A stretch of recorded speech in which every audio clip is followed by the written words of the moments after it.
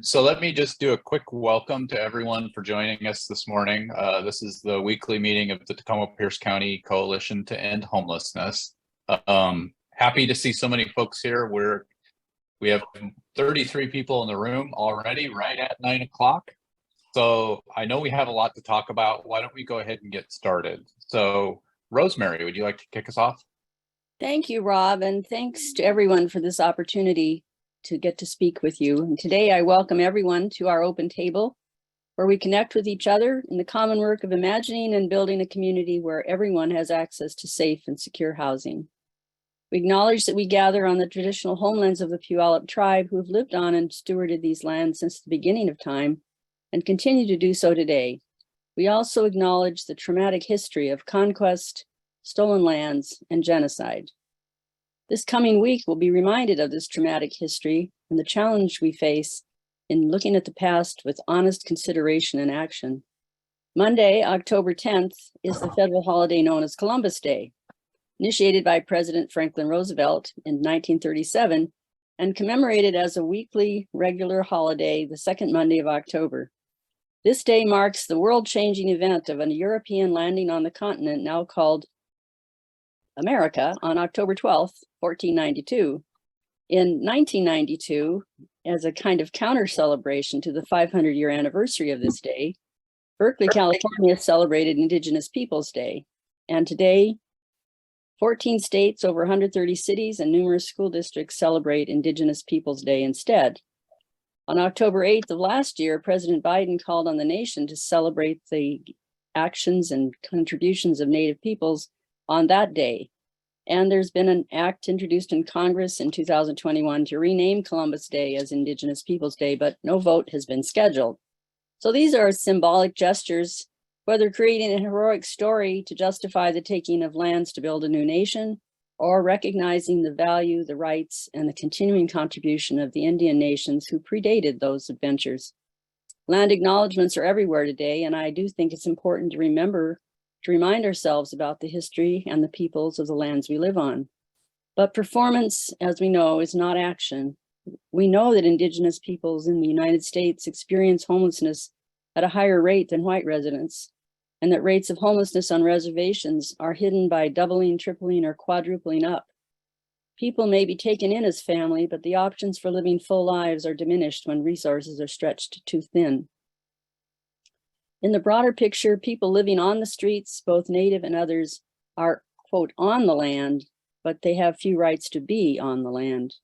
Proposed camping bans and sweeps of unsanctioned encampments remind us every day that the land we walk on and live on is a contested space where people without means have few rights to be.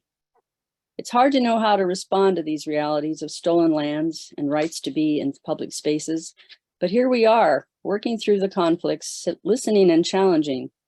I leave you with the words of current Washington State Poet Laureate Rena Priest of the Lummi Nation in a poem published last year called "The Forest for the Trees." She says, "I've seen a tree split in two from the weight of its opposing branches.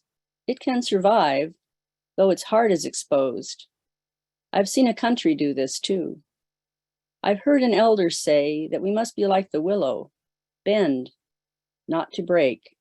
I've made peace this way. My neighbors clear-cut their trees, leaving mine defenseless. The arborist says they'll fall in the first strong wind. Together we stand. I see this now. I've seen a tree grown around a bicycle, a street sign, and a chainsaw, absorbing them like ingredients in a great melting pot.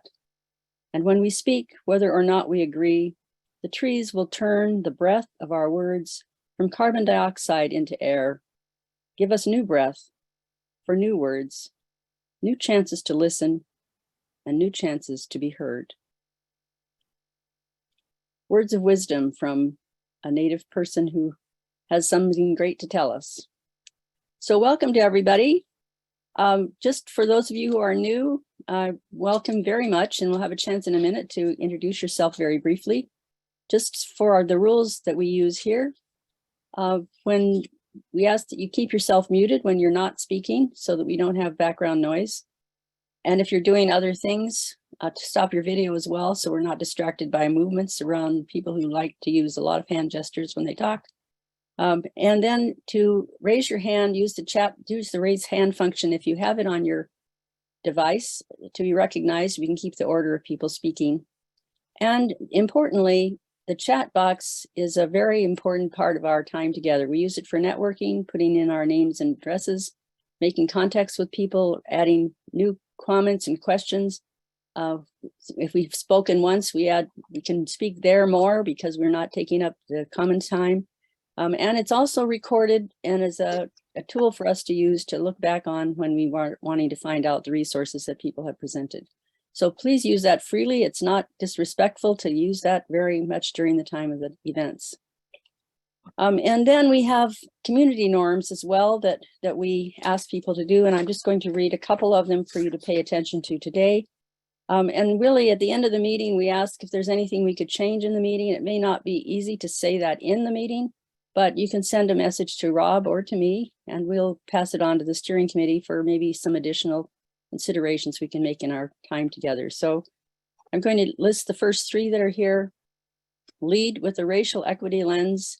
So there's a real commitment to trying to think about how does whatever we're doing shape differently based on how people's in identification in racial and equity terms is. To be aware of power dynamics, to challenge concepts and not people. So if we have disagreements, to really look at the issues themselves rather than the people who may be expressing them.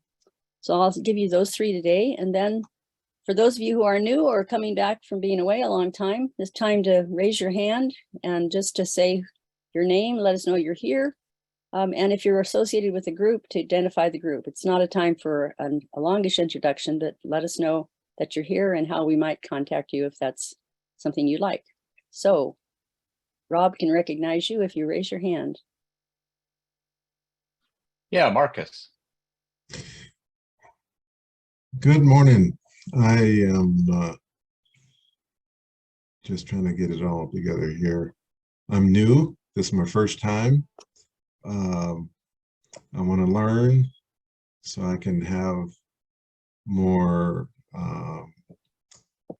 bring more value to the people I serve. I'm with Tacoma Recovery Center.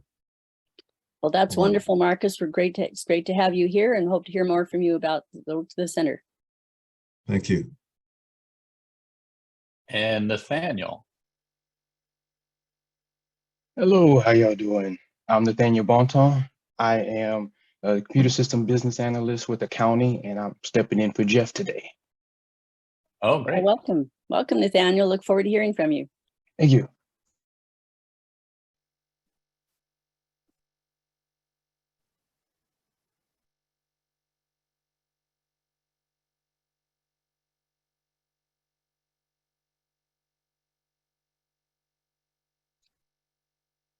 Well, if there's others who would like to speak, please do. Otherwise, you can also introduce yourself in the chat and leave your information about any group you're part of so that we can catch up with you later. That's another way to make sure that we know who you are. So, Rob, I'll turn it back to you. Thank you. And thank you, Rosemary, for the thoughtful opening to this morning's meeting. So let's shift to our first regular standing item on the agenda, and that is a report from folks who do outreach on the streets to talk a little bit about what they're seeing changing this week. There's a number of sweeps that have been being done. People are shifting around the city. There's more sweeps scheduled. And then, of course, we're going to be talking later in today's meeting about the camping ban. So let's go ahead and get started. Zara, I see your hand up first. Hey y'all. So I have a couple things to bring up. These are concerns that are brought to me from people who are living at the camp on 34th and Pacific. First, biggest concern, whoever is being contracted to do garbage with the city, they're basically being extremely aggressive, using a lot of profanity over a megaphone. All of the trash that they're picking up is already bagged here by the campers. They take care of it themselves. So they're essentially not doing the work and coming at it hella aggressive. I was also My friend here just let me know that they're withholding water out of kind of this sense of like punishment and consequence. So basically, it sounds like she's showing up. I believe her name is Queenie. She's showing up with a megaphone, coming again very aggressive, using a lot of profanity at people, which really isn't necessary because they've bagged up all of the garbage by the time she gets there. And then throughout August and September, they were being promised that there would be water delivered. And then that was essentially being withheld out of a sense of like bad behavior. I know there's people from the city who are on this call. We really need to address this. It's not okay. There's also been a lot of reports of harassment from people in the neighborhood here. People have been throwing bottles filled with screws at the campsite. When I got here this morning, a couple guys drove up. They were like, hey, who are you? I explained who I was. They were like, people have been driving by and snapping pictures of people. That's not good. So I am pretty concerned.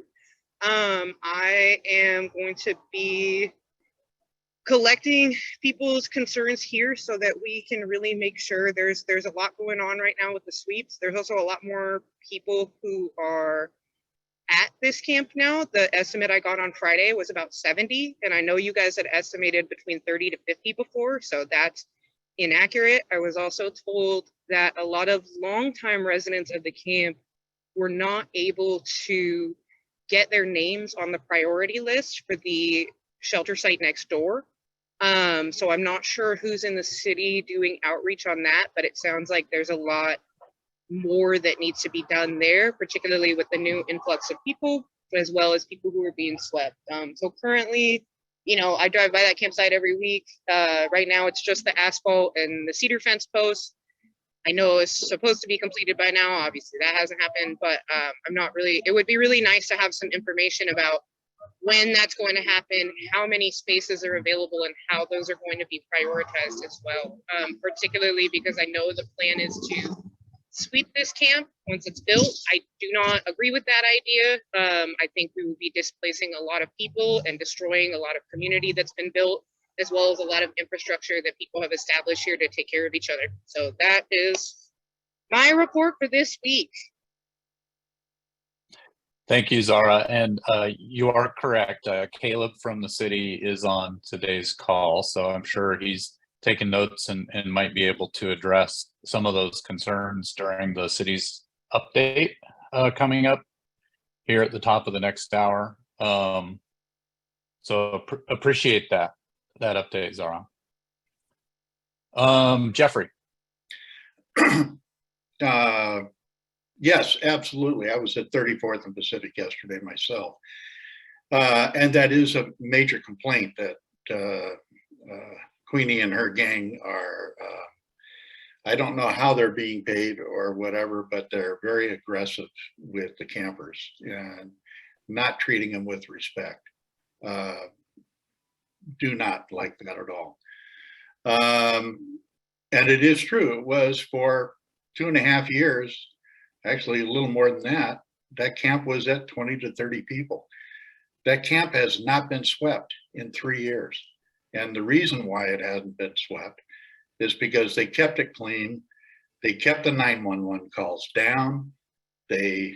Police did not have to go into that camp for any reason whatsoever. And so the city left them alone. It's with the recent sweeps that camp is now hovering right around 70 people. I did talk to one of the new campers who said, why is that person telling me what to do? And so I had to fill him in that she was the first one in that camp, Angie, first one in that camp 3 years ago. She got swept out of the 38th and G encampment, set up there, and they've been running a pretty clean camp that whole time. So I filled him in on that. He backed down and understood. So it is as close as we have in this town for a long-term camper run and managed site. It hasn't been perfect. but they've done a pretty good job there. And it is true that a lot of the old time campers have not been given an offer to the new sanctioned site. The people that were coming in, I think it was Heal Team, was coming in to take names, and all they talked to were some of the new people, but none of the older people. So I think we missed the boat there. I also,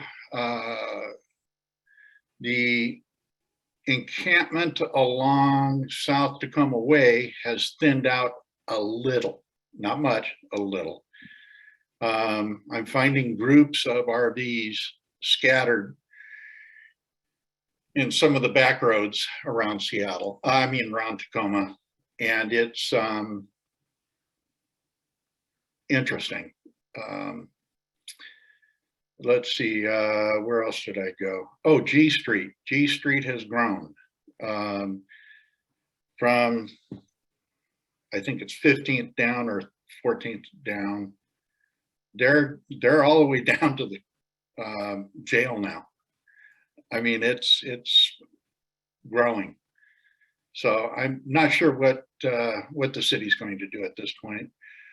Also, we had a community meeting on safe parking at All Saints on Saturday. It did not go well. It was loud and obnoxious. We had 11 people that were brought in by one of the neighbors who were rude and disrespectful to one of our city council people, Sarah Rumbaugh, who had come at my invitation. We are working on community relations right now. Thank you. Thank you, Jeffrey. Sally. So this morning in the Hilltop, there's a person sleeping on the parking strip at 11th and Sheridan with no shelter, just a very thin sleeping bag. And I worry that that's the beginning of people running out of places to figure out to stay. So I just wanted to mention it. It's very troubling.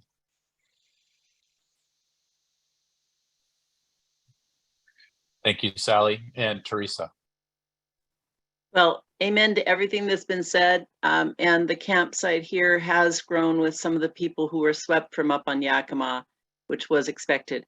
I do want to also ask any of you who know people who are doing outreach, individuals who are doing outreach, it would be great if the people offering food never showed up at 11 p.m. blaring their music and saying prayers and food for all. I think one of the things that happens there is the neighbors who, some of us are working really hard to try to mend relationships between all of our neighbors, whether they're housed or not. And people like that just make it really hard. So if you know anyone like that, please stop them somehow. Thank you, Teresa. And Zara, your hand's still up. Did you have something more you wanted to add?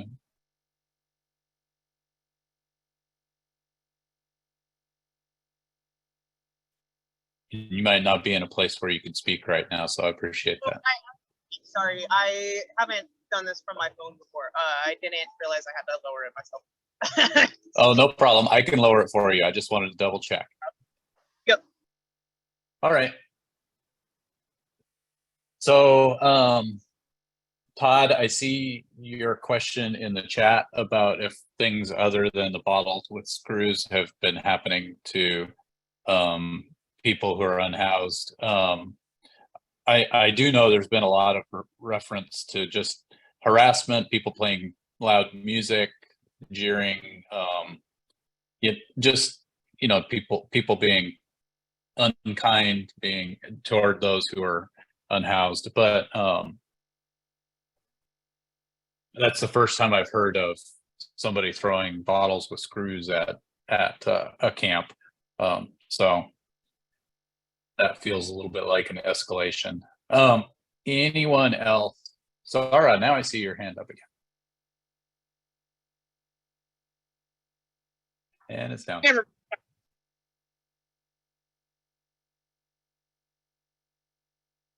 No, you're cutting out, Zara. So if you have a chance to put whatever you wanted to say in the chat, that would be great. Anyone else who would like to share regarding what they're seeing on the streets right now?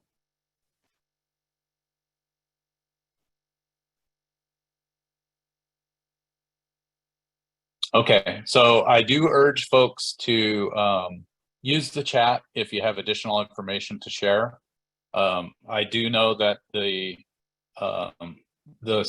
G Street site and Alzheimer are both scheduled to be swept beginning next Tuesday. Ironically enough, on the day that the council may vote on a camping ban ordinance. So this continues to escalate, and I appreciate everyone sharing. Again, if you have more information to share in the chat, please do. Let's move on to our community spotlight for this morning. And I'm hoping I will not butcher your name. Is it Aida? Yep, you got it right. Wow. Okay, I'll give Good myself job. kudos for that. Yeah. So please share with us about the program for pregnant women that you're working in. So we recently opened up July 19th of this year. And it is, of course, for pregnant women during any stages of their pregnancy. We can house, well, not house, but we can have up to 18 ladies at a time. And there's 2 phases. There's level 1 and level 2. Level 1 is stabilization, which means the medical team monitors them and provides medication that's going to help stabilize them. And that can be about a week, if not maybe a little longer. And some patients decide to just come in for stabilization, and other ones stay for stabilization and the rest of treatment, which is a total of 26 days. So, and at that point, they'll get assigned to a counselor. When they get assigned to counselor when they first come in, there's 4 counselors here, basically. We work different days, and we'll work with the patient on, housing if possible, going to longer term treatment like a PPW program. Aftercare, returning back home, whatever it is they need. Great. Is there so is there an official name to your program, and how do folks interact with the program? Yeah, so it's called the Start Unit, and if somebody's in, we take referrals from anywhere. So like DSHS could call, or CPS, or a family member, or the patient that's interested, they can call as well.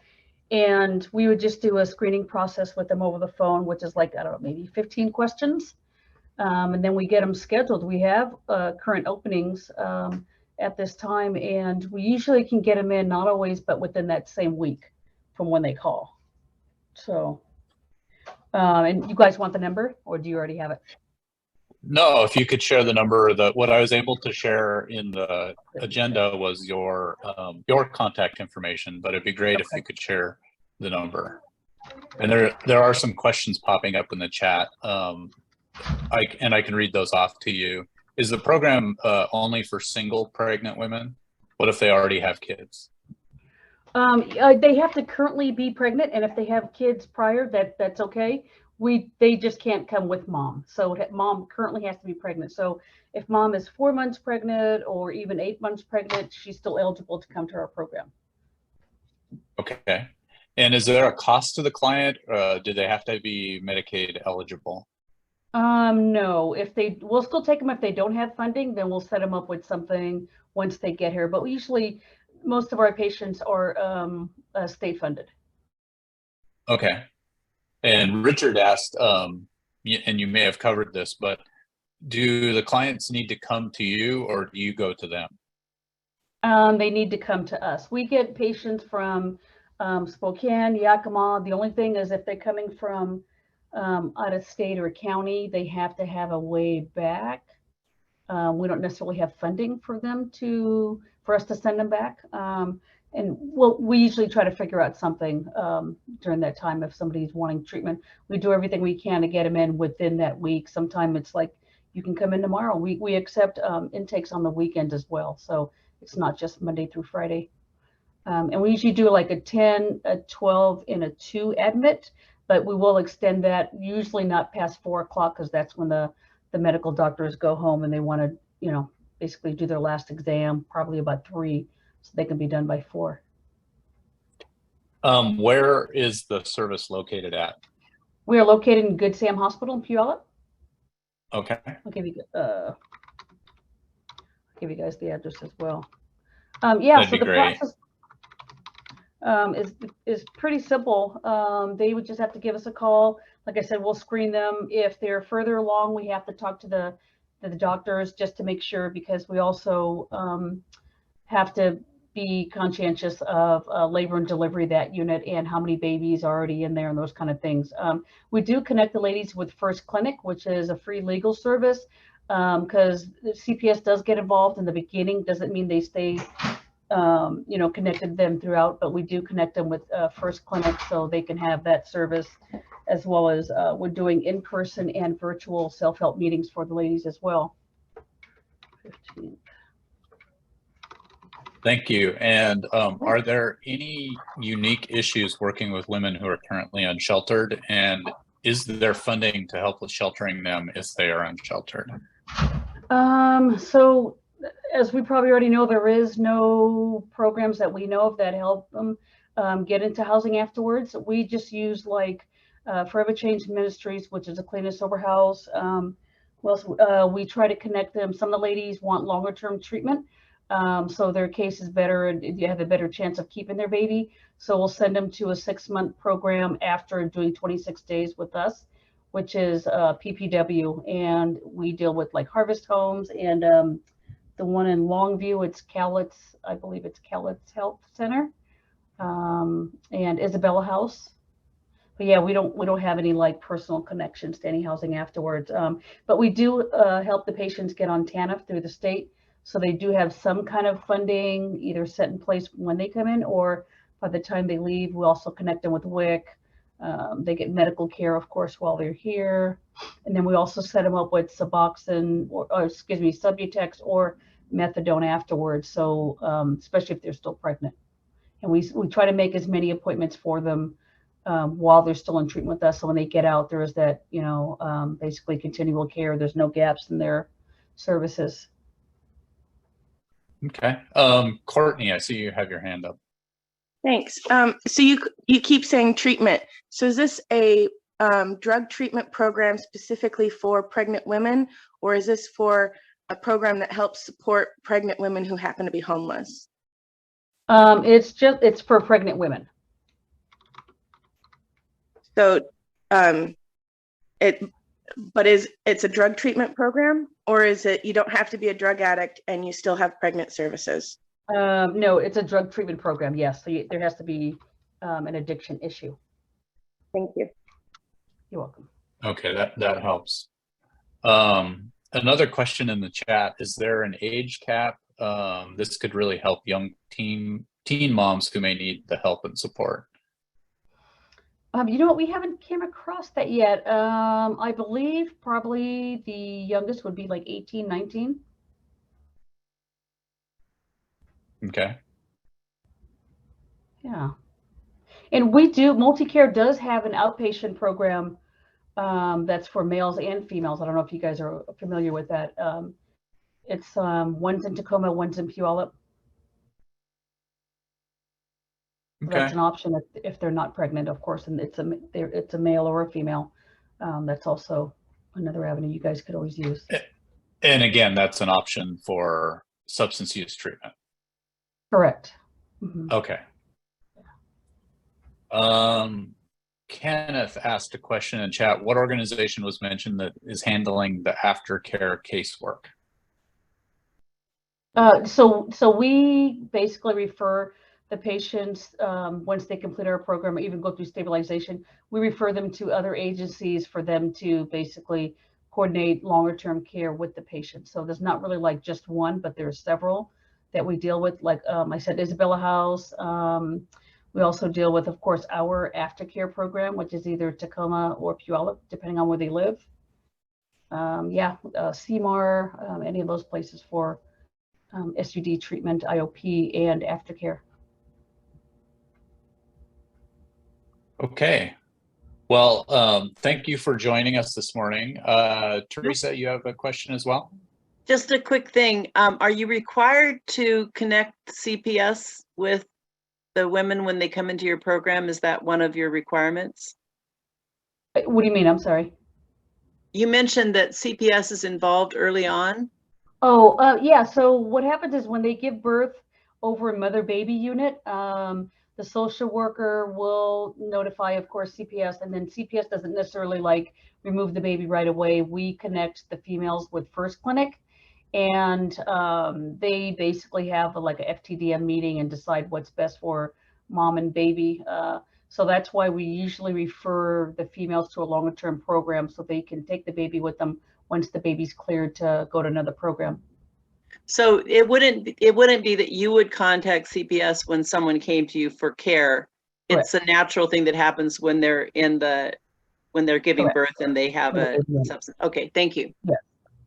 Yeah. All right, so there are a couple of additional questions in the chat. If you could address those in chat. We do need to move on with the rest of our meeting, but Okay. want to thank you for joining us this morning. And there are some comments from Courtney about it was a little confusing that it wasn't clear that the program was specifically for folks who had an SUD challenge as well as currently being pregnant. So thank you very much. You're welcome. All right, so let's shift over and talk to carve out some time for Ryan to share with us about the Hive Home pilot housing program. I know a number of folks were hopefully able to visit yesterday afternoon for the networking event, and Ryan, I'll hand it over to you. Okay, I'll give everybody a minute to, can you see my presentation? And my notes too, Yes. right? Okay. Yeah, we see the notes too. Well, it's just the next slide. That's not, okay. Anyway, why did I, okay. Well, anyway, this is a dense deck, so I'm just going to kind of tell you what it is, how it works, financials, and then kind of the social aspect of it.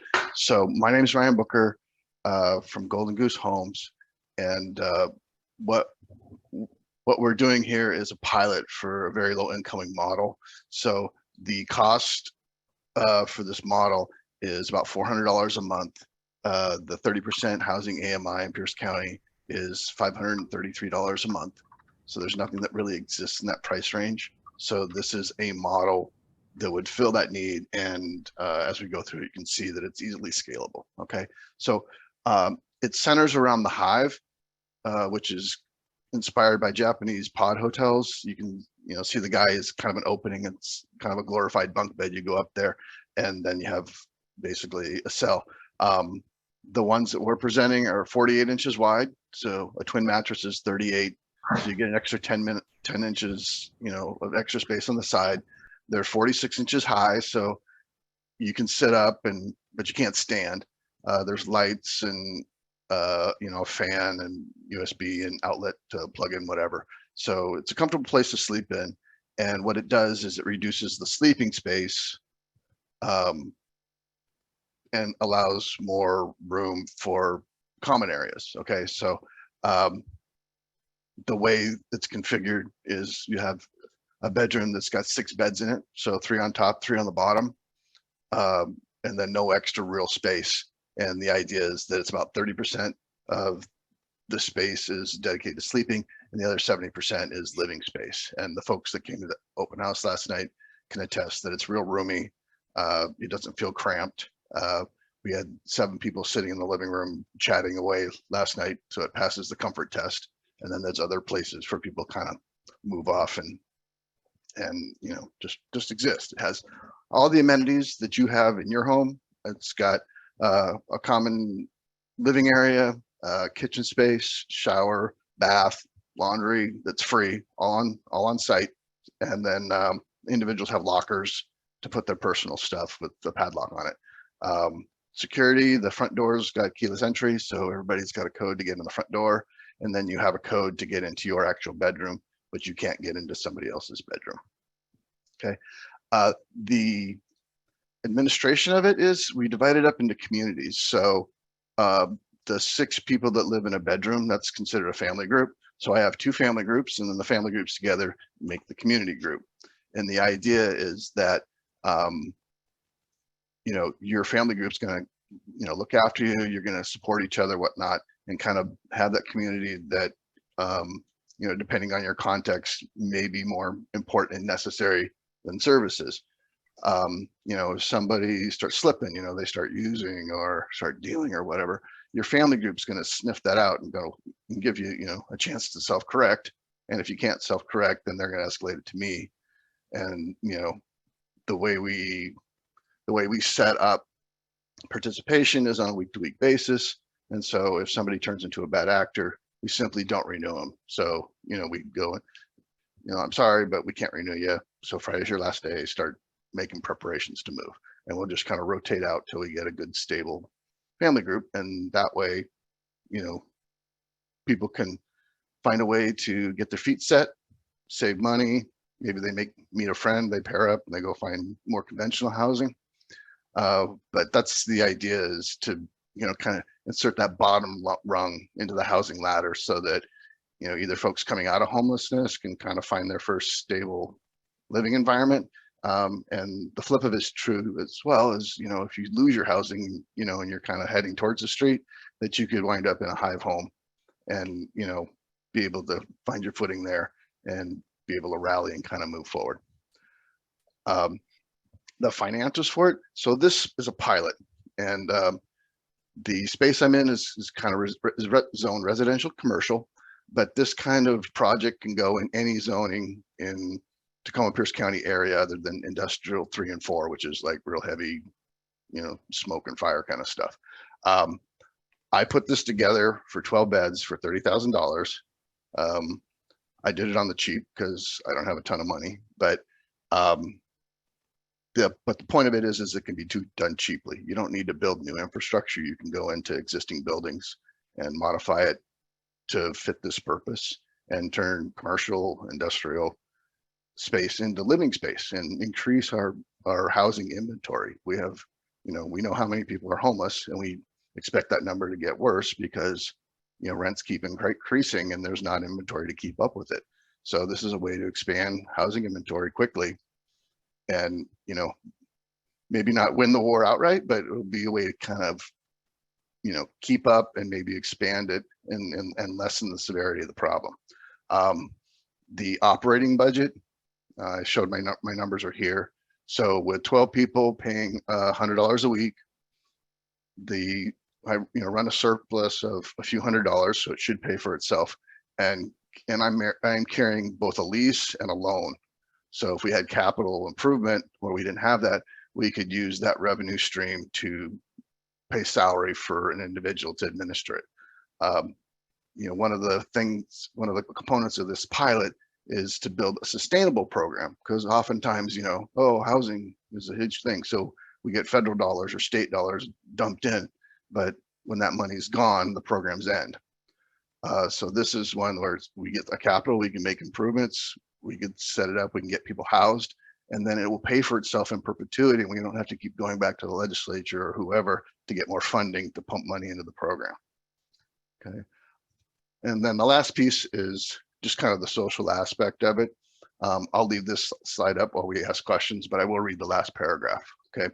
So for advocates, taxpayers, and the vulnerable populations we're trying to help, we want to answer the question, is this an economically feasible model to improve the quality of life for our poorest citizens? Okay, let's do questions. Thank you, Ryan. And any questions that folks have? I see Jay with your hand up. Have room in your program or like in the building for like if somebody wanted to come in and do classes with the group? The current configuration I have an office space that's got a couple desks in it for kind of one-on-one conferencing things. If we were going to do like a group thing, then I'm sorry, did you hear me? I apparently was muted. Do you have a craft point or a conference hall that you could have people come in and teach people new skills or work with people? We have space, and we could, basically use a living room to have a presentation or do something like that. I'm not exactly what kind of facility you had in mind, but it's a large space and there's multiple areas. So, we've got like a kitchen area with like a long picnic table and bench seats where you could gather, 8-10 people and do something there. Or we got a living area where there's couches around a coffee table where you could present and do something there. We have an office with a couple desks in it where you could go in and do something, one-on-one. I guess it just kind of depends on what it is you're trying to accomplish. Well, I guess like if somebody wanted to come in and talk to a group of people and see if they wanted assistance, or if somebody wanted to come in and give somebody the opportunity to sign up for a program, or if somebody wanted to come in and teach a group of people that were interested in a subject. So they're all just incidences. It's a space. People could come in and do whatever is necessary if we want it. Yeah, I mean, if there's, Great. I don't know if I'm not hearing the question right, but it seemed, yes, somebody could come in and teach a class or have people sign up or do whatever. No, you understand me, right? I'm just phrasing it wrong. I have a migraine today, so I can't talk right. But the concept of what I'm thinking about is like, if any one of us wanted to come in and work with somebody and offer them a course in, let's say, learning how to use Narcon or what may have you, that there is a point system, people could come in and work with people that are in your program at the site. Everything's negotiable. I would put it to the community. Hey, do you want somebody to come in and talk to you about, using Narcan? And if they did, great. Let's set up a time, and, Jay will show up on Thursday at 6 p.m. Anybody that's interested, let's have at it. So yeah, those things are perfectly acceptable. It's not necessarily the purpose of it. The idea is to provide housing. This is a piece of infrastructure. It's not focused on programming and whatnot. If somebody has a program or something that, needs housing to support it, that'd be a good partner for us, because we'd handle the housing aspect, and then whoever it was could, focus on their programming and, have all their people and their participants in one spot. Perfect. Great, thanks. Hey, Yeah, Ryan, thanks, Ryan. Ryan, can I Go pop ahead. in? Because there's a lot going on in the chat. So I was thinking I could start helping with the chat if you don't see it all. Go ahead, Jenny. Jenny's a board member, so she's all up in this too. So yeah, so I'm sitting on the board for this project, everyone, because I just couldn't keep myself away from this wonderful community. So I'm very excited to be part of this project. So Ryan, I'll let you answer the question about, is this for families with children? okay, so the short answer is it could be. This particular pilot is focused on singles, most likely just all males. But the hives are kind of like a bunk bed. It's an over under, and then you can put 2, 3, 4 together. So, if you had a mother with 3 children, then you take 2 hives, put them together. Now you got bedding for 4, and you can put it in, wall it off and make its own space. If you had something with 6 people, then you take 3. So it's dynamic in the way that you can kind of move things around, and you can put a bunch together if it makes sense, or you can put a few together to make sense. But the rent amount wouldn't change. So the rent amount would still be per pod. So it likely wouldn't necessarily be the most cost-effective option for a family. But that's something that, because this is a pilot and we're just getting it started, we would need to discuss and see what that potentially would look like. But the current model is structured for individuals. Also, the question about how long they can stay. This is considered transitional housing. Traditional transitional housing programs are 1 year. But again, that's something we can discuss depending on the person and the circumstances and all of those types of things. Yeah, it's week to week. So in theory, you could stay there forever. just a week at a time. So we're not looking to kick anybody out. We're not trying to move people on. It's really a place for people to get settled, stable, get their feet under them, and be able to move on to whatever they need to do. Ken's got his hand up too. Yeah. Go ahead and I'll keep responding to some of the stuff in the chat. Great. Kenneth? I may have missed it. Did you mention the weight limit and the size of the units? So the physical size, they're 48 inches wide. They're 7 foot long. A twin mattress is 38 inches by 75. So it's bigger than that. So they have a place to sleep, and then they have a little extra space to put personal effects in there. And then they have a locker for more storage. They're 46 inches high. So, if you bend over at the waist, you can walk in them. And then as far as weight limit, I don't know, we were putting them together to 200+ pound males carrying 80-pound pieces of plywood, walking around the tops of those things all day long. And yeah, so they're plenty sturdy.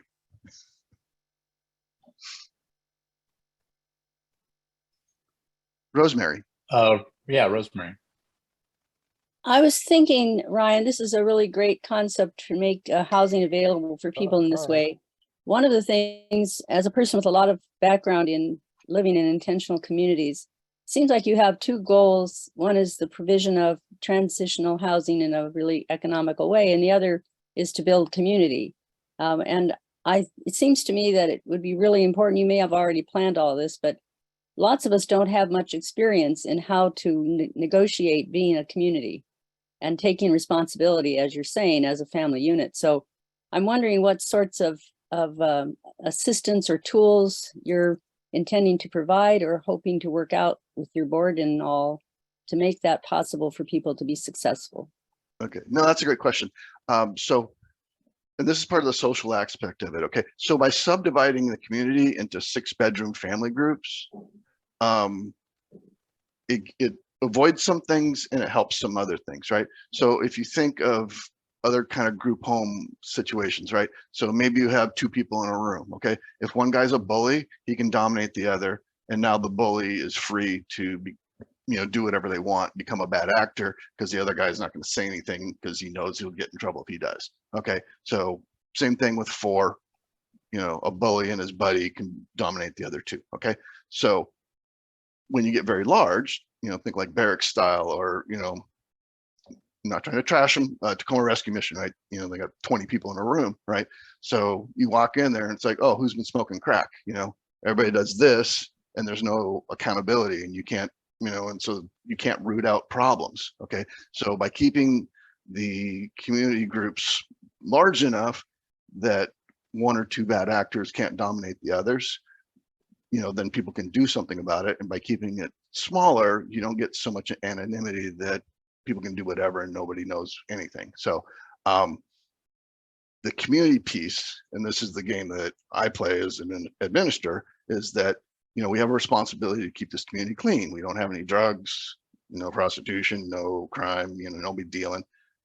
So if somebody slips, your family group's going to sniff you out and like, hey, what's up? You need to fix this. And if you can't fix this, then they tell me, and I tell that person, okay, your last day is Friday, right? The idea is that the community will keep itself clean and keep itself on track. Okay, if we get, if they decide to use their powers for evil, and hey, there's drugs in this room, what's going on? And nobody knows anything, and I'm just minding my business, and blah, blah, blah. Okay, fine. Then you dump the whole room. So it's like, okay, all 6 of you, your last day's Friday. And then we get new people, and it basically sends a message to the community group at large. It's like, you can't just turn you can't look the other way. You have a responsibility here. And if you can't keep up with your responsibility, it's going to affect everybody. So in that way, the community is incented to do the right thing, to make sure it stays healthy, to keep it stays clean. If you're drawing attention to yourself for the wrong reasons, it's like, hey, we need to take steps. Part of living in the Hive Home is the family groups are expected to have a weekly family meeting, and then we have a monthly community meeting where everybody gets together and we just kind of make sure that everything's running smoothly.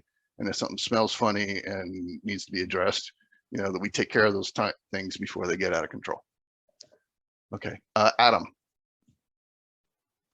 Thank you, Ryan. I think you kind of answered a little bit what I have two questions. One is just about community accountability. And, you know, I've heard you describe yourself as the administrator a few times, and I'm just wondering if you see a role in this pilot. You've described kind of like that family feedback, those family meetings. Is there a role to kind of invite members of the community to be decision makers in this process? Do you see that maybe down the line of kind of like we call them community accountability councils, but it could be even board membership type of thing? I really want the communities to be self-administering. It's an important step to take, right? Because if we need staff people to like kind of sit there and you know, adjudicate everything, then this model gets really expensive because people and staff and whatever is what drives the cost up of most of these programs, right? So if we can have one person kind of checking in or managing a community of, you know, 20 or 100 or 200, you know, it's like they just call me when things get out of control, or, you know, I take a walk through once a day or once a week just to make sure everything's, you know, like an apartment manager, right? You know, then it stays cheap and it stays sustainable and it stays scalable. You know, if we need to have, you know, a caseworker for every 6 people, you know, then it turns very expensive. So I really want to go with the self administering model and see if it is sustainable. And if it's not, and we need to take whatever, then we figure out, okay, you know, what are the guardrails that need to go up? What are the checks that we need to put in there? That's great. So right? thanks everybody. Go ahead, Adam. I guess one wrap up question. question. Yeah, so this sounds great. I understand it's a pilot. What would be a measurement for success to expand this? So in the January timeframe, we'll be up and running for 3 months, and we'll kind of find out. We'll find out what works, what doesn't. You know, we're really not going to know until we have our first problem. And does the community sniff it out and flag it and fix it, or do I have to discover it and take steps? You know, if we see that behavior kind of as a virtuous cycle, and the family groups are taking care of business and keeping it clean, you know, we'll see where they set the bar. They might set the bar like really high. It's like, no, I got a good thing going and you're not going to screw it up for me. That'd be awesome. So right now it's kind of the theory phase. It sounds like it could work that way, but until I see it and I can like report on it, I don't want to overcommit. So in the January timeframe, that'll be kind of where, you know, the board and I will get together and we'll kind of figure out our next steps. But you know, either expansion of the current project or going to other sites would be kind of the next step in terms of expansion. Well, thank you, Ryan. I do know there's additional questions. Jenny's been addressing many of them in the chat, but you may want to take a look at that now that you're off the presenting mode. And I want to thank you for sharing and also for hosting the networking event yesterday. All right. Thanks. My pleasure, guys. And yeah, no problem. And Heather, I see you just put your hand up. Do you have a question for Ryan before we wrap up? Yeah, I just wanted to know who does the intakes for the client. Is that you guys, or is it done through like the county? Where do the people come from? So we're. Do you want me to address that, Ryan? Go ahead. Because I'm working on the partnerships. So we're partnering with 2 service providers right now. Tacoma Pro Bono has recently started a housing navigation program. So we're going to be partnering with their housing navigator to refer clients to us. And then we are also in the process of setting up our partnership with Tacoma Rescue Mission. So their case managers will be able to refer clients to us. The reason we're doing that is so that the navigator and the case managers will already have that relationship with the clients to determine who is the best fit for a shared housing type of program. And so they'll be referring individuals to us who they believe would be the best fit for our type of a program. And then they will also continue to provide some light case management after they're in the program with us. So we'll collaborate with the navigator and the case manager on getting that intake done and getting them into the program. Okay, great. And I'm sorry if I missed it beforehand, Jenny. Who is us? Oh, that's the board currently. Okay. Okay. So I obviously have the most experience within the community. So I'll help to Yes. establish, you know, I've helped to establish, you know, the processes and what that's going to look like and help to build the partnerships. And then moving forward, as of right now, because it's a pilot, Ryan himself is going to be the house manager. And so he'll do the kind of face-to-face stuff. And I am always available to support. I am very lucky in that my new job is work from anywhere.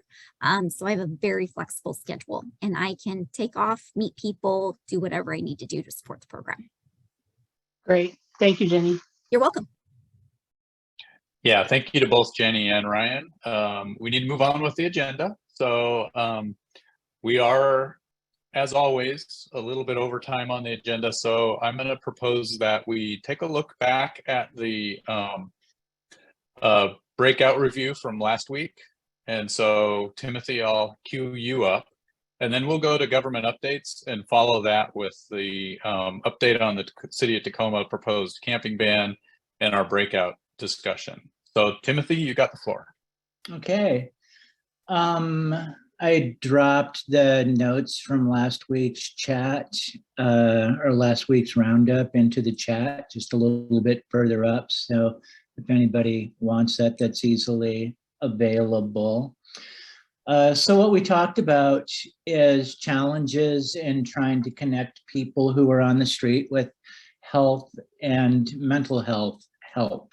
That's hard to say, health and mental health. And I broke it up into, broke the feedback up into kind of like categories, common health challenges, barriers to receiving assistance. A lot of people talked about burnout among medical staff, kind of a catch-all category of other systemic problems, and then some solutions that people mentioned. So I'll walk you all through that. In terms of common health challenges, people talked about foot issues, cellulitis, wounds, mental health issues such as depression, a lot of PTSD, schizophrenia. Talked about diabetes care in particular being difficult. We talked about that during last week's meeting. And, you know, some of the impacts of losing safe and affordable housing and, you know, just bringing up that housing is healthcare. Some of the barriers to receiving assistance that folks talked about is people refusing help, lack of local providers and continuity of care within the health system, just difficult communicating with people who are often not in very good shape. People talked about out-of-date referral information and that being a continuing ongoing problem. Talked about how case assessments are really hard to get done and people don't even know where to begin with that. Again, the diabetes screening came up. And then, you know, somebody brought up just the Maslow's hierarchy. And when people's most basic needs aren't being met, what seems like a basic need, healthcare, doesn't even kind of make the foundational list of what some people are most concerned about. There was a lot of discussion about burnout and frustration with medical staff. Some of it just being, you know, part of the overwhelm that they're consistently going through, and part of it perhaps being a training issue. There is a list of other systemic problems that I'll just briefly go through. Leads with lack of trust in developing relationships between people on the street and the sort of siloed experience of provider agencies is the way that it was put. bringing up that, we have a broken for-profit healthcare system that isn't serving us very well. Training issues with the EMTs was brought up. And somebody talked about HIPAA confidentiality and how that, as important as it is, can be a barrier to people getting services, and the transparency that would be helpful in figuring out what people need. Some of the suggested solutions, people talked about having up-to-date outreach information because of the resources being out of date issue. Lock boxes, places to store valuables while visiting providers, that comes up over and over again as an issue that prevents people from getting the help that they need to protect their stuff when they leave the encampment. And again, this is something that often comes up, as well as the importance of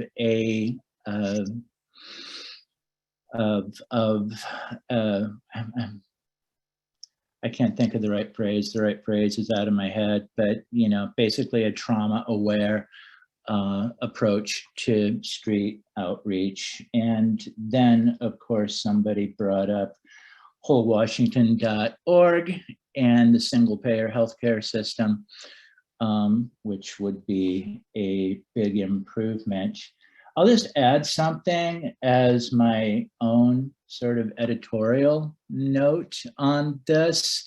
I think it's remarkable that the elephant in the room just kind of peeks out around the edges every once in a while in the group discussion around this, that at a time when we have more people dying on the street from, street meth and fentanyl overdoses, and the impact that that is having on street outreach, people's health, that sort of thing, that it barely came up in this discussion. And I've noticed that that's a repeat pattern. It seems to be both a blind spot and an elephant in the room.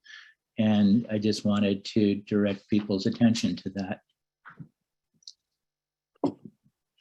Thank you, Timothy. And just like Christine said in the chat, thank you for once again organizing the notes for us. My pleasure. So as I mentioned, we will still have a breakout conversation. We know that there's going to be a lot of interest in talking about the camping ban, but in the interest of respecting the time of our government partners who are joining us today, I do want to move to that before we move into an update on the camping ban and then our breakout.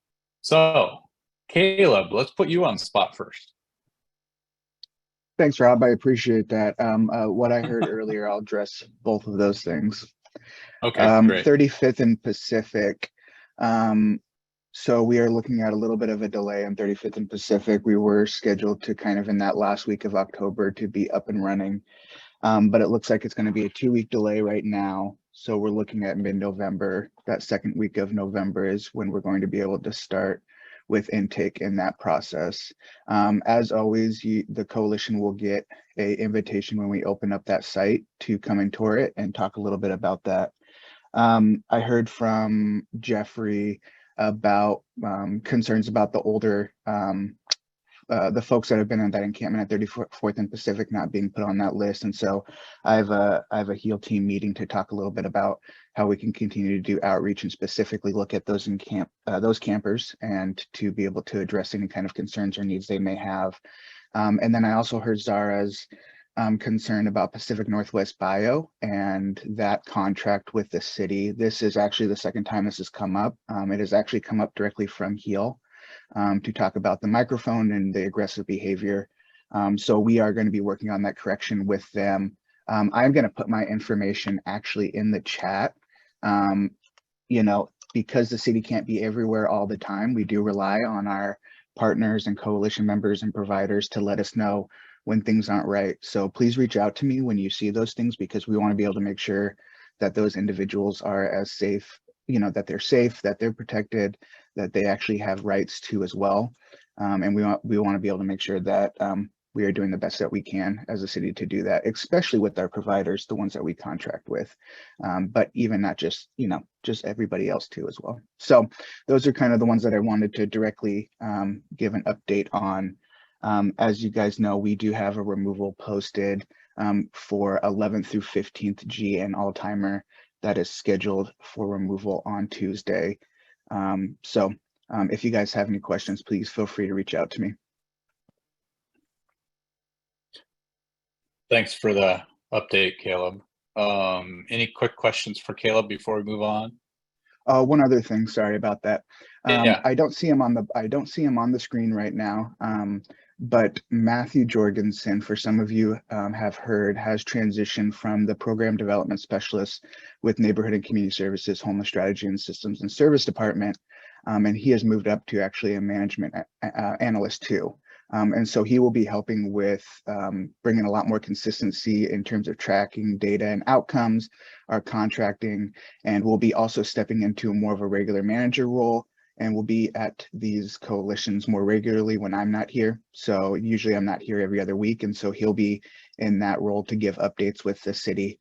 I ask for a lot of grace as always with him as he is transitioning into that position.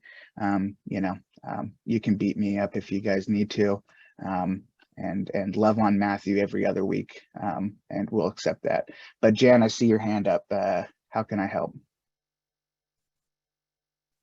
The Tacoma Pierce County Health Department van has been at 11th and at 14th, 12th and G for the last 2 Wednesdays doing testing for syphilis. And that whole thing happened because the folks who were residing on G Street trusted our outreach team when we go out and tell them that there's a public health danger. You need to find out whether or not you've got syphilis. It's communicable. It's a bad thing. It's really bad on kids. It's really bad on everybody's future. Finally, they said, Sarah, who has actually joined us at this coalition, said, we can't leave here to go get testing. You come down here and test. So the health department did come down and test. If the city's going to do a sweep on Tuesday and the van just did testing on Wednesday, how do folks who have results from getting tested find out their results? What is the city going to do as far as maintaining continuity of care between us as public health representatives saying we have a problem and it's everybody's problem because it's communicable disease, which means it's communicable to everybody, then the city comes in and does a sweep and spreads perhaps a lot of really bad stuff out in the community, and we can't even do surveillance or contact management. So what's the city going to do about that?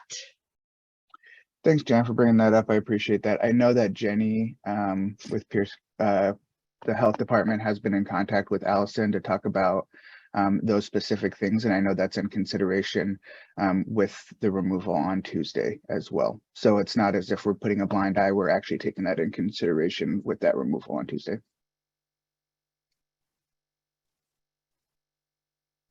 And I see Jeffrey has his hand up as well. Hello, Caleb. Hey, Jeffrey. Just to let you know, Caleb is responsive to emails and questions. And he has done that with me on several occasions. One of the things that I do want to bring to your attention, Caleb, is the disparity in the rules for safe parking from the federal government to the state, to the county, to the city. And there's a wide variation on what is acceptable. So I know that we talked about the disparity between the state and the city's permitting process. But I think we're right in the middle of a lot of shakeup with legislators at the federal level, even on safe parking. And so Yeah, I think we need to kind of slow down a little bit until we can get a firm grasp on what is going to be consistent rules between the city and all the way up to the federal level. Thank you. Yeah, absolutely. And I think that us being in partnership with all of our jurisdictions and trying to align ourselves as much as possible so that, you know, that we are connected is really important. You know, Jeffrey, I don't know if anybody was going to mention this as an update about Councilmember Mello reached out about a kind of an open online forum and some type of conversation around the ordinance 2022-36. Was anybody going to make okay? Yeah, all I right. was going to share information about that. Okay, all right, perfect. I just wanted to make sure I would mention that too as well. Teresa, I see your hand up. So no one would ever want to beat up on you, Caleb. I really appreciate you being here. I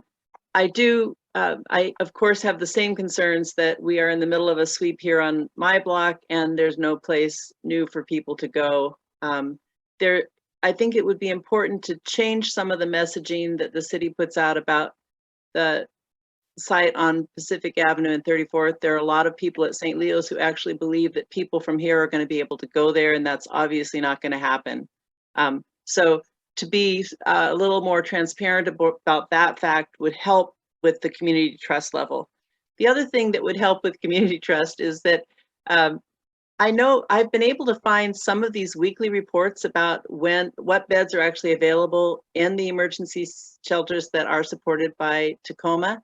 I have some links that get me to a couple of dates, but it'd be great if we could have a link that could get us to something we could look backward on and something we could see as current as people who are advocating for people. Not that we'll be able to place people in those places, but we'll have some real understanding of if it's just the same 11 beds being offered over and over again to hundreds of people who keep saying that's not possible for them, or if there are actually some openings that are real.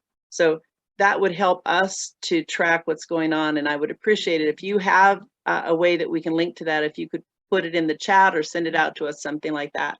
Thank you. Yeah, thanks, Teresa. I will follow up with you all about both of those things. All right. Thank you, Caleb. And let's move on to updates from Pierce County Human Services. Hello, thank you. Yeah, you're welcome. Everything's really quick. The first is we are seeking volunteers for the youth point in time count. That'll take place on October 20th. If you're interested, we're asking that you email Jeffrey Rogers, and I can put his email in the chat. The second is we are starting to plan the process, or we're starting the planning process for the 2023 annual homeless point in time count. And we just want to let you know to mark your calendar, the count will take place on January 26th, 2023. And the last thing I have today is I want to introduce Donna Stinson. She is a new hire here at the county. She will be the program specialist too, and will begin working with agencies on invoicing, contracts, and monitoring. And Donna, if you would just come on camera so everyone can put a face to a name and just say a quick hi.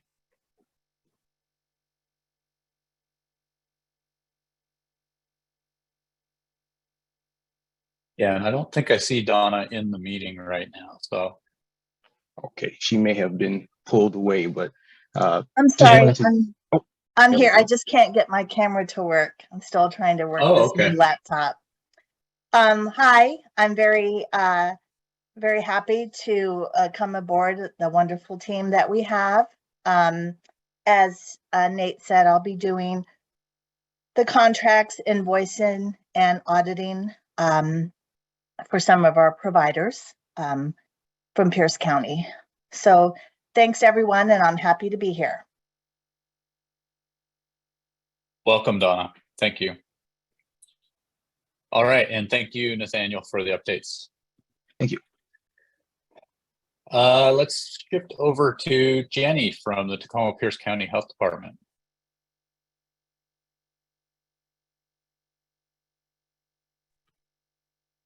Hi, everybody. Good morning. Happy to be here. We are really steady with things like COVID and monkeypox right now. Jan gave a great kind of summary of the STD team work that's going on, and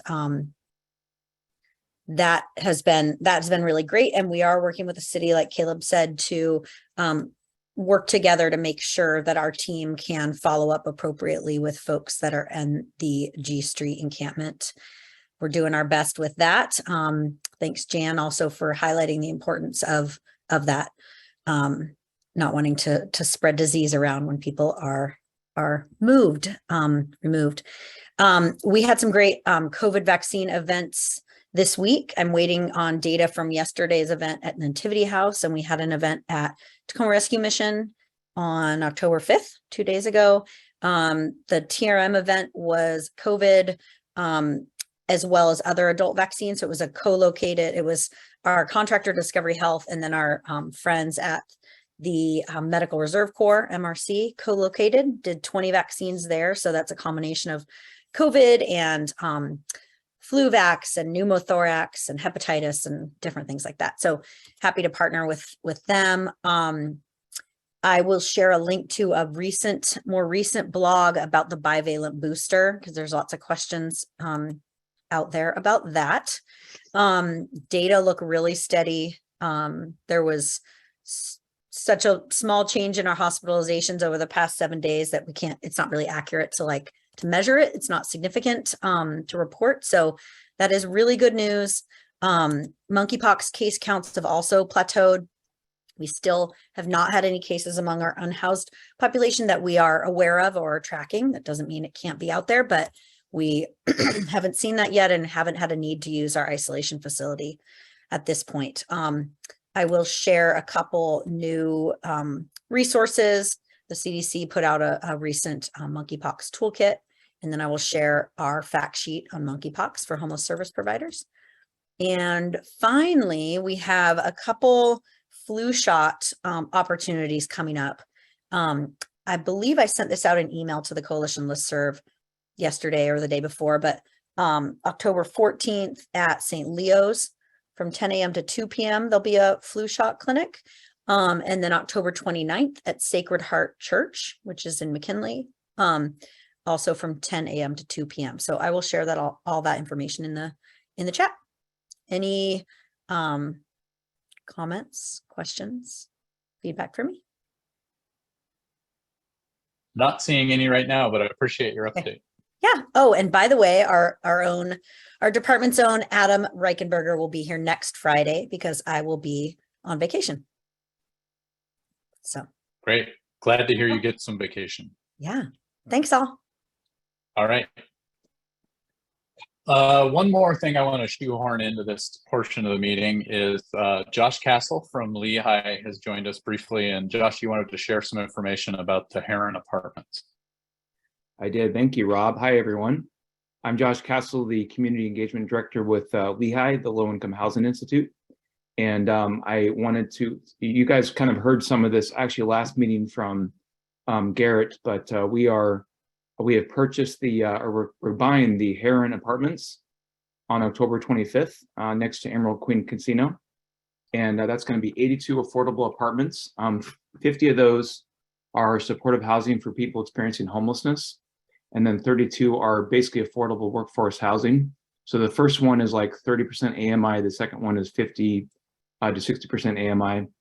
And I just wanted to thank the city of Tacoma, Pierce County, and the State Department of Commerce for funding this. So 21.3 million came through the Department of Commerce, and then let's see here, I have my notes here, and then 3 million came from Tacoma. So and then we got this through the Rapid Acquisition program, the state's program, and that we also acquired Aspen Court through. That used to be the Comfort Inn, and we're acquiring just buildings all over the region through this program, and then converting them from either a hotel or market. What the previous plan was for it to be market rate, and we're converting that into affordable permanent housing with a lot of supportive permanent housing and and some workforce housing. That's usually the combination. So yeah, and we are, anybody who would like to volunteer or donate to the program, donate items, we're going to be having some activities around that. And then I also wanted to share, in addition to that, we've got the Candlewood Suites. We're going to be purchasing that in January. That's in Lakewood. I want to thank Pierce County and the state for funding that program. This is through the Commerce Department right-of-way program. So basically funding for getting folks that are experiencing homelessness along the rights of way, the highways and the freeways and whatnot. And we'll be love to have some volunteers and folks that want to donate items to help out with that. So I'll put my contact information in the chat. We're just really excited to bring these additional programs to Tacoma and Pierce County. And then I want to also just say I visited some of our sites yesterday, Tacoma Emergency Micro Shelters and the Village of Sixth Orchard. I just wanted to show off some of our staff at the Thames site. There they are. So that's about it. Thank you very much. Thanks, Rob. Thanks, Josh. And the Heron Apartments, did you say when you expect that people will be able to start moving in there? Yeah, I'd say, so we're going to purchase that October 25th, and that's a process of converting that, turning that around. So I'd have to go back and look at what the process is, the timeline is for that, but I'm going to guess it's about maybe 1 or 2 months. Okay, great. Thank you very much for sharing that. We'd love to hear good news. Yeah, happy to. Thank you. All right. Yeah, thank you. So now let's shift gears away from good news to talk a little bit about what's happening in the city of Tacoma with the proposed camping ban. So I'm going to lean on a few folks here. We wanted to just do a very quick summary of where things are at going into this coming Tuesday's meeting. The city of Tacoma is currently scheduled to take its final vote on the ordinance, which would, so Sally has put together a packet with some information that shows the half dozen amendments that will still be considered Tuesday night. It may be quite a process. But what I wanted to share with everybody is a couple of pieces. One, a map that shows what would be included in the camping ban if all of the amendments are approved. Those amendments would include, as previously talked about, adding the Aspen Court as one of the sites that would have a 10-block buffer around it.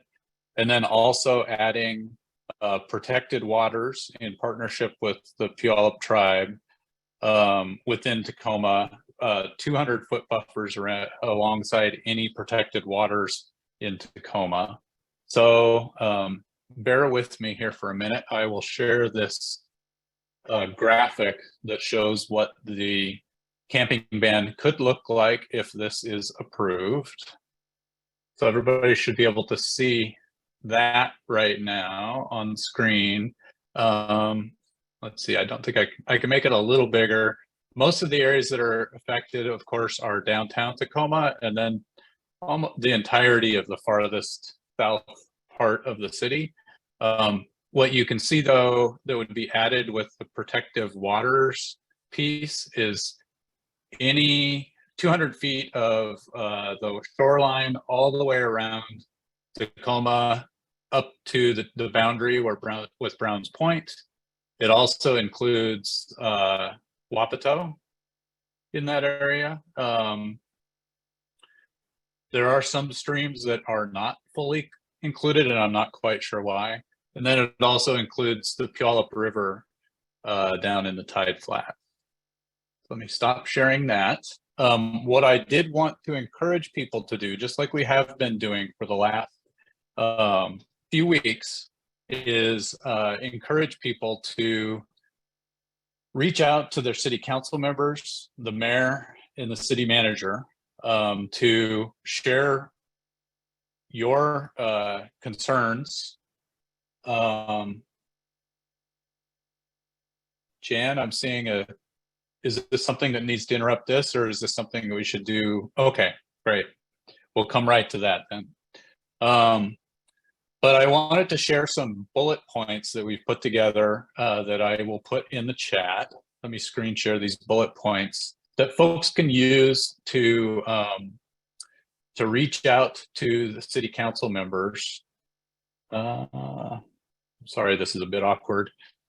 But some bullet points that we put together at the steering committee yesterday to provide some context for everyone as they write their city council members this week. It's critical that we reach out to city council regarding the camping ban here in between now and the vote on Tuesday night.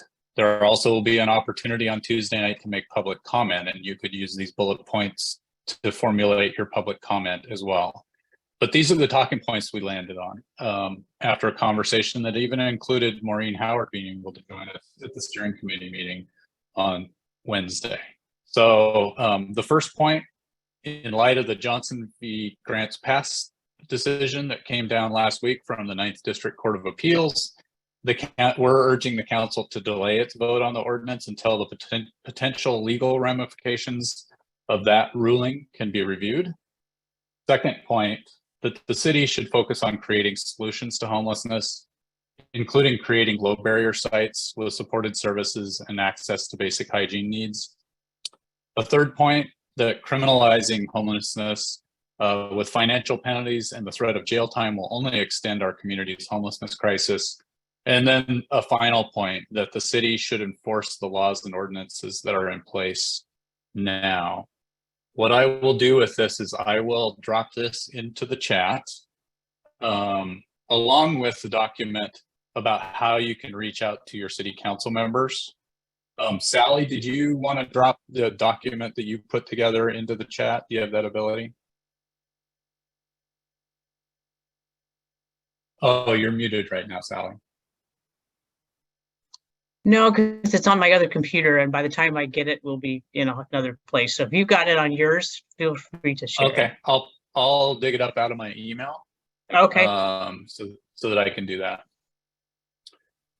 But what we wanted to do is to provide this overview for folks. Take a couple of questions maybe now, and then go into a breakout conversation so that people can kind of talk through what they're thinking. When we come back from the breakout, we'll have a poll that we would like folks to consider. So any questions before we go into a breakout? And this is going to be a very open conversation just about what's proposed in the camping ban, so that folks can network and share what they're planning to do regarding the camping ban. Any questions? All right, so let me set up breakout rooms, and why don't we spend about 10 minutes in breakout conversation related to this. I'm going to send everybody off to rooms of 5 or 6 people. You know the routine. Please, someone take some notes. What we will do in this case is, because we're going to urge people to make their comments to the city council sooner rather than later, ahead of the Tuesday meeting, we will email out the summary that Timothy pulls together so that folks can have that to work with for their public comments. So without any further delay, let's go off to a 10-minute breakout, and we'll be back here at 10:40. All right, welcome back, everyone. As usual, please, I hope everyone in their rooms took some notes and had an opportunity to have somebody compile those, put those in the chat so that Timothy can do a summary. And Rosemary, your hand's up. Just a quick request. In our group, there was interest in the Grants Pass ruling and not a lot of knowledge about what was in it. So I didn't know if you or anyone else has a reference to put in the chat that people can look that up so they have that information. So I do have the, let me find it was last week at this time that I sent out the email to the full mailing list. So let me find that and see if I can drop it in the chat. I do have a couple of other things that I wanted to drop in the chat. First, this document, oh wait, that's the direct message. I wanted to drop in the document that tells folks how to have the easiest time connecting with their council member. So that's coming in. And I also wanted to drop the packet that Sally put together this morning regarding the amendment to the buffer zone camping ban ordinance. Again, the reminder is that it's on Tuesday evening during their regular 5 o'clock meeting that the city council will consider this ordinance. They are currently scheduled to have their final consideration of it this Tuesday night. And so public comment is critical. These are the talking points that I just shared on screen prior to the breakout conversation. So you can copy those and use those if you wish. And we'll go to Jeffrey, and then I have a quick poll that we wanted to replay. So Jeffrey.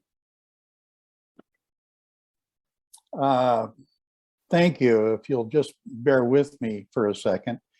This is a brief summary on a couple of points that came up in the Ninth Circuit Court of Appeals with Johnson versus Grants Pass. Addressing the merits, the panel affirmed the district court's ruling that City of Grants Pass could not, consistent with the Eighth Amendment, enforce its anti-camping ordinances against homeless people for the mere act of sleeping outside with rudimentary protection from the elements, or for sleeping in their car at night when there is no other place in the city for them to go. The panel held that Martin applied to civil citations, whereas here, the civil and the criminal punishments are closely intertwined. There is no need to resolve whether the fines imposed under the anti-sleeping, anti-camping ordinances violated the Eighth Amendment's prohibition on excessive fines because of the permanent injunction would result in no class member being fined for engaging in such protected activity. Finally, the panel held that it was unnecessary to decide whether the plaintiffs properly pled their procedural due process, challenged the park exclusion appeals ordinance because subsequent to the district court's order, the city amended the ordinance. So the panel directed the district court on remand to narrow its injunction to enjoin only those portions of the anti-camping ordinance that prohibited conduct protected by the Martin and this opinion. In particular, the district court should narrow its injunction to the anti-camping ordinance and enjoin enforcement of those ordinances only against involuntary homeless persons for engaging in conduct necessary to protect themselves from the elements when there is no shelter space available. Thank you, Jeffrey. So what I will drop the news release from the that I shared on the list last week into the chat briefly. It's really hard to comprehend legalese while it's being read in a public meeting. So appreciate that attempt though. So what I want to do is I want to get another temperature check on the coalition, the folks who are here this morning, and rerun the poll that we did here a few weeks ago when this issue first came up, and Councilmember Hines talked with us to ask the simple question: do you support a 10-block camping ban around temporary shelters in the city of Tacoma? So let me pop that back onto the screen. And I want to give everybody a few minutes, or maybe a minute, minute and a half here, so that we can get the temperature of the room. And of course, this is anonymous, so there's also the opportunity to abstain if you feel you need to. While people are voting, I just want to say that I actually did read the ruling, the whole thing. And I have also read the entire ordinance 28831, and I just want to let members of the coalition know and understand that there is absolutely no mechanism that compels people to go into shelters. It's go straight to jail, do not pass do not pass go, do not collect $200. It's the exact same proposal from the previous ordinance that we defeated earlier this year. Just FYI. Yes, I do. Yeah, thank you for that interpretation, Kathy. So let me end the poll. So far, we've had 43 of the 49 folks in the room participate. That number is actually smaller than the total number of people in the room because Garrett and I do not get to vote as host and co-host. So let me end that and share the result. So what you can see here is we have 4 folks who do support a 10-block camping ban, 4 who are undecided, 33 or roughly 73% of the folks in the room do not support, and then 4 who are abstaining. So thank you for that. I'm going to do a quick screenshot of this so I can keep it for my records. And let me stop sharing that for you. What's that? So again, what we urge you to do is to reach out to your city council members and the mayor and share your thoughts on this ordinance, where you stand on the ordinance, and if you have the capacity to show up and make public comment or do so virtually on Tuesday night, then everyone's encouraged to do so. Before we move on with the rest of this morning's meeting, I know that Caleb had an update he wanted to share, and I think it's the same update that Jan wanted to share. Yeah, thanks, ahead, Rob. And yeah, I appreciate that. I think that some of you already know that we are actually postponing the 11th through 15th NG and Alzheimer to the 25th, right, as of right now. So that is a 2-week postponed. Yep. All right. Thank you, Caleb. And so that doesn't mean that that action is not going to take place. It just means it's been postponed by 2 weeks. But thank you for that news, Caleb, and Jan as well for raising the breaking news. So quickly, I wanted to share some advocacy updates. So let's see here.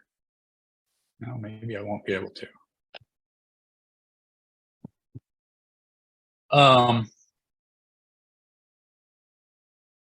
Sorry, I'm having some technical difficulties. Let's shift over to a quick update on the Pierce County Comprehensive Plan to End Homelessness. Garrett, are there any details about this afternoon's advisory board meeting that you'd like to share? So the advisory board meeting is going to discuss funding possibilities. How do we bring resources in to close the $100 million a year gap between what we bring in and spend on homelessness and what we need in the community? And I think we'll get a few small updates from different folks working on implementation, but that's going to be the bulk of the discussion. And it's a different format, so it's not going to be all in one group. We're going to have 3 breakout rooms, basically focusing in on different areas. So one's looking at state and local government, one's looking at the federal government, and the third one's looking at what business and philanthropic can do. And so those rooms will be available for folks to attend and sit in on. And that meeting is this afternoon from 1 to 3. This afternoon from 1 to 3, and I will put in the link to the site, which has the link to the Zoom meeting. Great. Thank you, Garrett, for doing that. And Cynthia asked in the chat, how can observers get into the breakout room? So this is actually being set up as a regular meeting, not a webinar. So that's how, right? Yep, there is no difference between an advisory board member and the general public. So you will be able to select your room just like the advisory board members do. Yep. Great. So let me share a couple of things about for advocacy this week, really briefly, because we're running out of time. So the first one is I just dropped a link to the legislative priorities survey that the Washington Low Income Housing Alliance is doing. This has been shared in email previously, but if you do have a few minutes, it does take roughly 15-20 minutes to take this survey, but it will help direct the priorities that the Housing Alliance will use in its advocating for at the state level for things like tenant rights, additional eviction prevention measures, and legislation related to homelessness on a state level. So I do urge folks to take that survey. I also wanted to share the links to the safe parking meeting and background information that the county has posted related to the Planning Commission meeting that's going to take place on Tuesday, October 11th at 9:30 a.m. The message here is everything's happening Tuesday. So if you really want to be involved, you can make public comment on safe parking, and you can also then hone your comments to make public comment to the Tacoma City Council on the camping ban, all on the same day. It's advocacy-o-rama. But the links that are here are pages that have been put together on the Pierce County website related to safe parking. There's a walkthrough site that gives you information about the safe parking online open house. And then there's a direct link to how to make public comment for the Planning Commission meeting. This will be the first of a number of opportunities to make public comment on Pierce County's proposed final regulations for safe parking. As a quick reminder, the county approved back in July sort of temporary regulations for safe parking. Those are supposed to sunset after 6 months. So the county's intention is to have final safe parking regulations in place by the end of the year. So that was what I wanted to share around safe parking. I did note, I'm presuming Garrett was involved a little bit in putting some of those pages together, because I did want to call attention to one line in that kind of homelessness 101 section of those pages. Talks about the fact that we have 1,300 shelter beds across the county, none of which are in unincorporated Pierce County. And that shelter bed utilization is always above 90%, 96% in use on any given day. Also in a typical week, around 120 new individuals enter shelter. So that information is included on those pages as well. So we have a number of other items on our agenda today, and we've got 5 minutes. So any quick critical updates that you need to share today for safe parking, Jan? See everybody Monday at Safe Parking Zoom at noon. Go to the website to register. Thank you. Yeah, and that website again is pchomeless.org. So thank you for that, Jan. Any other coalition committee updates we need to share? Nothing today that's necessary. Thank you, Rosemary. So that gives us a couple of minutes to see if anybody has some good trouble announcements or information for the good of the order that they want to share with the group. There's still 48 of us here.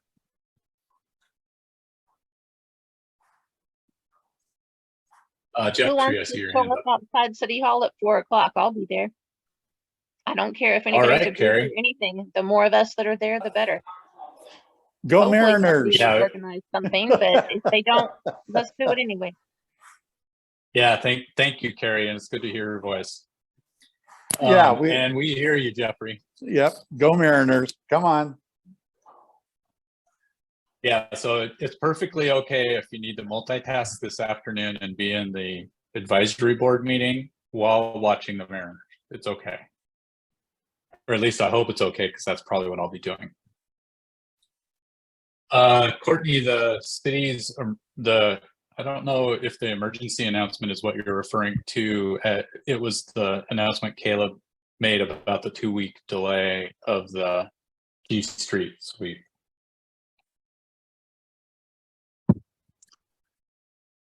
All right. So anybody else with anything they'd like to share for the good of the order?